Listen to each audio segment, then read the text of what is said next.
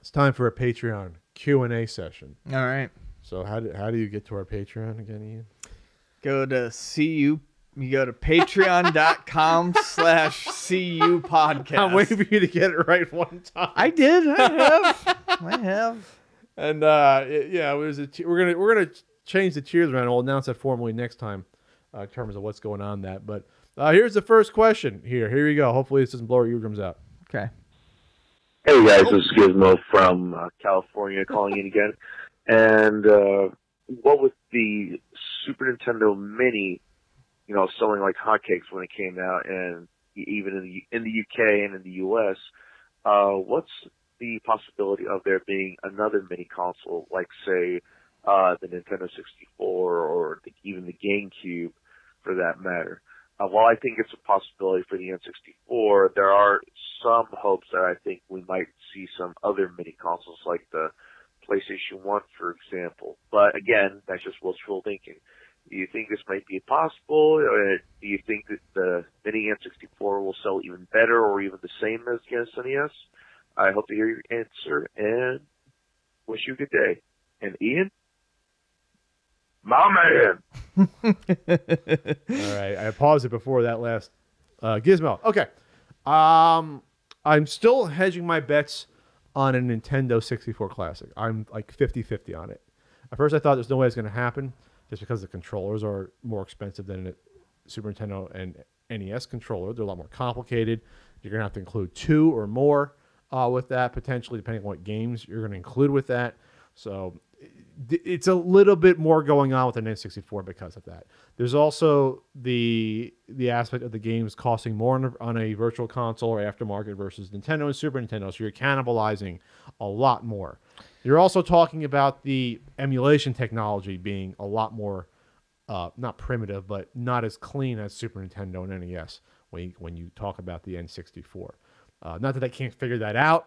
But if anyone could figure it out, it would be Nintendo. I mean, they already figured it out for the virtual BC, but it's not quite the same because of those factors. There's also the games.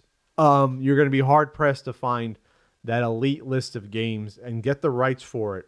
It's going to be a lot more difficult to do that, I think, for even 20 N64 games versus 20 Super Nintendo games. Yeah, I mean, so my take on it is similar to Pat's. You're not getting the rare games. Well, that's what I was going to say. So right off the bat, a ton of the, N64 games that everyone loves are the rare games. And a lot of those Banjo-Kazooies, GoldenEyes, most likely the Perfect Dark, those are probably all off the table. 2, I have to argue the controllers, at least in terms of replica controllers. They're about the same price as a decent replica SNES controller wholesale. If you wanted a really good one, maybe a little bit more expensive, but it's largely the fact that they can still command a price for N64 games, like Pat said. I don't think that I think they realized with NES and Super Nintendo games, they were getting to the point where they just couldn't charge as much as they were for the ROMs, which is why we will see NES and Super Nintendo games as part of the Switch Online service, and that's why we saw them at what amounted to a reduced price packed in with the SNES Mini and the NES Mini. I think we will see an N64 Mini at some point, but I don't think it's going to roll off the line next year. I don't think this is going to be a this year year. late. It's not a year after this year. Yeah, 2019, 2020. I mean, we'll see it, but I think they're going to squeeze some money out of the N64 games before that. So they're releasing the NES class this year. Super Nintendo you can find regularly in stores now. Yeah. So they're going to... I mean, on the 3DS, they were able to do Zelda Majora's Mask and Ocarina of Time as $40 releases, and people bought them, at an alarming speed. So a lot of those games they could probably still do. People are looking forward to, hopefully a remake of, something like Mario 64, not the DS version. And I bet you they could get at least 20 for that. So I don't think they're going to do a 64 that soon because of the value. And to The value. And to answer his side question, like a PlayStation Mini, one, it would be a matter of rights, but two, a lot of the popular games like that, I mean, you look at the Crash Bandicoot games, they just sold the collection of the first 3 for $40. That's over $10 a piece. I don't think there's any sort of charm or reason to have a PlayStation 1 Mini. I don't think it'll exist. I think there could be, but still it would require a lot of licensing. All I'm getting at... Plus those games are a lot bigger. Yeah. Obviously, you can put it still an SD card, and there's, you know what I mean. There's more complications for the emulation as well for a PlayStation. No, there isn't. PlayStation emulation is the easiest thing in the world. Well, I guess the BIOS it is, or you need the BIOS to do it. Well, correctly? yeah, but Sony would put it on. They would do it, but Sony would never do that. I don't think they'd ever do that. Well, the only point I'm trying to make is those games are still to people worth a lot more monetarily. Okay. People are still paying more for PlayStation and 64 games in general. I don't think you'll ever see a PlayStation Mini. I just don't. I don't either. That's not the point, though. I'm just saying, like, those games are valued higher. Okay. Thanks so much, Gizmo. Next question. Hey there, Ian, Pat. What's happening? Howdy. You can't hear me. A question that's been on my mind recently. Since we've had the release and success of Super Mario Maker on the Wii U and 3DS, where do you think the future of side-scrolling Mario games lie? Do you think it's over and done with? Do you think we're going to just get more new Super Mario Brothers games? Do you think we're just going to get a port of Super Mario Maker on the Switch? Or do you think we're going to get something completely new and revolutionary? I would love to hear your 2 thoughts on that. Thank you very much. Keep up the great work. Love the podcast. Oh, and by the way, this is Mitch calling from Bucks County, PA. Thanks, guys. Good old Bucks County. Thanks, Mitch. So the question is, will we get where's the future of the side-scrolling Mario games going? I think we absolutely will get a version of Mario Maker on the Switch. It'll sell like hotcakes. Yeah, I think we will too. I think that's a guarantee. I was actually surprised that one wasn't announced for a port with the first wave of ports. Maybe next year or this year. Especially with the closure of Miiverse, because that was a fairly decent part of that with the comments and the comments and the help bubbles you could leave and stuff like that. So I think that's a shoo-in. I think it was a great program. It came out as my interest in the Wii U for anything other than like Splatoon was starting to wane, so I didn't use it as much as I would have liked to. So I'm very much looking forward to that. As far as 2D Mario games go, I think it was kind of rumored, if not said, that Mario Maker was kind of put out to satisfy people's cravings for 2D Mario games. I don't think it was ever said that they weren't ever going to do another one again. I'm sure they will, but this frees them up from having to worry about that. It's not something they always have to be thinking about on the back burner.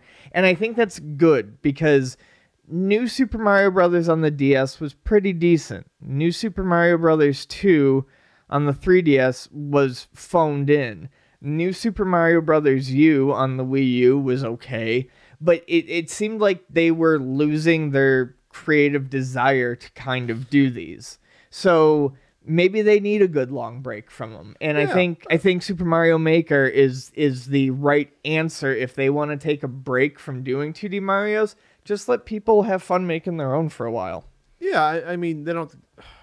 You'll get a new one at some point. Yes. Yeah, absolutely. It's just, will it be like, I don't know, go back to Yoshi's Island or something? I have no idea. Like, they can mine this whichever way they want to go. You can always have different playable characters. You can always have different new worlds. You don't have to stay in the Mushroom Kingdom. They might have to go a little off the beaten track in order to get it seem fresh again. But Nintendo can throw you a curveball and do something like that. Why not? I just think that, yeah, they realize that, hey, we just had Odyssey just comes out, gets all these acclaims, sells a billion copies. We're good. We're good. You're good with your Mario fix for a while. Yeah, you should be fine. There's been 1,000 Mario games, but you'll get one at some point. I just don't know when. But obviously, absolutely, the Mario Maker on the Switch is an absolute no-brainer. Thanks so much, Mitch from Bucks County. All right, and we'll do one more this time. All right, this is a familiar familiar voice at least, and face. Hey, it's Eric from the Retail Archaeology channel, and the question I had is I see you guys got a bunch of new fancy equipment, new mics, stuff like that.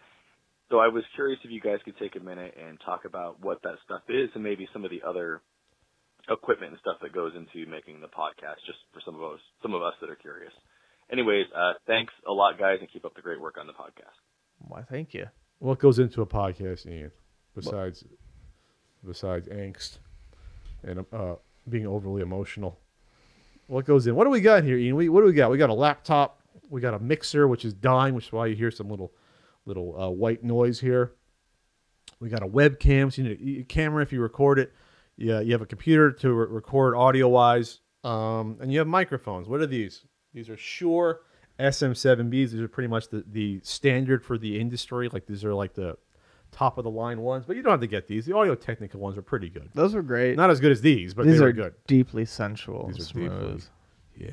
I like them. But yeah, that's all you need. Any sort of audio program, Audacity is free. You can record. You need a microphone. These are swell webcams too. What kind are these? That's the Logitech? C922X, I believe. That's the top of the line one. Yeah. Our laptops are probably more powerful than we need for this, but for this, being that we're recording the video at the same time live, probably no. I mean, we drop some frames now and then, but if you're just doing audio, you don't need anything. You just need you can get a Blue Yeti USB mic for $50. You can get a netbook for $200, and you should be fine to record a podcast. And then you need to host it somewhere. There's various hosting platforms.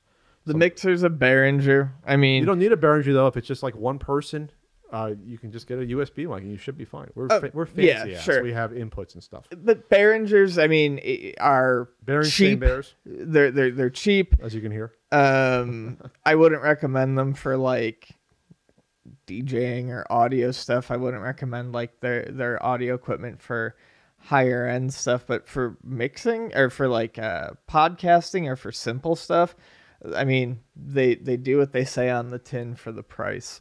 So I actually would recommend them for lighter load work. I mean, this one's lasted us for 3 years. We had it 3.5. We've had it since the start of the podcast, I think. No, we didn't have the very start. I thought so. Well, I mean, like 5 years ago? A couple months in. Was it? Okay. I don't remember. It'll be 5 years in August. God damn. Let it take its time. All right, we'll do one more question. We'll do one more. This is a shorter one. And I like the person. All right. Hey, Pat. Hey, Ian. Professor Dan Greenberg from Winter Iron Games. Oh, hi, Dan. We Hope like you're enjoying him. the new digs at Castle Country. Absolutely. We're actually packing up for a mid-year move ourselves, and I wanted to ask, any tips or suggestions for packing, storing, or shipping game collection safely? Thanks again for the CU podcast. Gasoline in a match. Cheers. You cut off his tag. He's getting back to writing a certain Super Nintendo guidebook. Thanks so much, Daniel. And that's a professional fucking message right there. 19 seconds flat. Here's my name. Plug a book that's coming out. Good question. Okay. So how do you pack and ship games safely? Well, first off, don't move across the country. That could be bad. This time around, I used a combination of the Sterilite containers, and they're perfect for almost any video game. You can stack NES games, label up. You can do Genesis games, label up on the side if it's in the container. And they stack. They say you shouldn't do more than 3. I can do 4, before the weight gets too much, and they're pretty safe. They sort of, you can see they sort of clench into each other. Clench into each other. That's not a good term. They carry each other well. Is that better? Sure. But a cardboard box is fine if it's a nice, for the box consoles, I put in cardboard boxes. You got to find big cardboard boxes though, but they work fine. Just don't do too much; they get heavy. Those big rubber Rubbermaid tubs are good for box consoles. You can usually fit a decent amount in there, and those are pretty safe and sturdy. They're not going to crush. The only thing that drives me nuts about those is how they're not straight on the sides. Sure, but then you have some wiggle room for.